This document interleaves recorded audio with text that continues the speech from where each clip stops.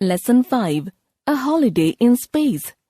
40 years after Yuri Gagarin, in 1961, became the first man to rocket around space, an American businessman, Dennis Tito, became the world's first space tourist when he blasted off on a trip to the International Space Station. Tito was on board a Russian supply spaceship as a passenger.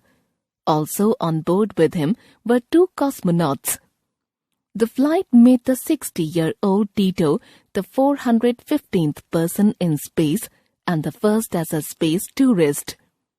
For this privilege, he had to pay the hefty sum of $20 million to the Russians. Before taking off, Tito told journalists that for him, it was not just a holiday in space, but the beginning of adventure tourism. In fact, holidays in space could become a reality in the not-so-far-away future if plans of a new range of space vehicles come through.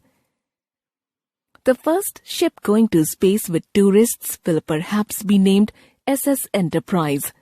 The second, SS Voyager. In other words, they will be named after ships from the famous sci-fi movie Star Trek. For close to $200,000, tourists will get a 3-day experience that will include a lot of medical checks and regulated diets.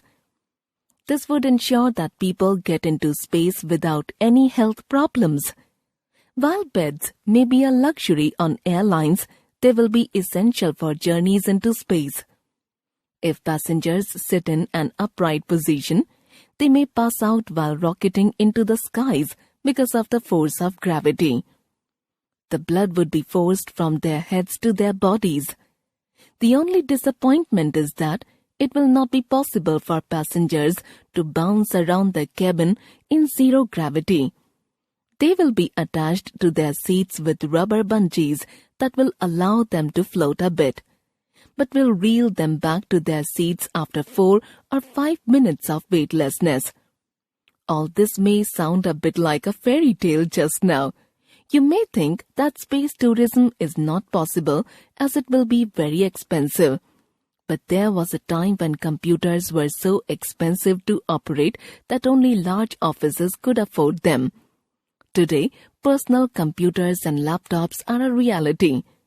In any case, people all over the world are very interested in traveling to space themselves. So space tourism has finally started to gather some momentum. And why not? It's going to be the quickest way to start using the limitless resources of other planets to solve our problems on Earth. Besides, it's going to be fun. Instead of planning a visit to a hill station or a beach resort during your summer vacations, you'll be planning to blast off to the red planet Mars. Just imagine.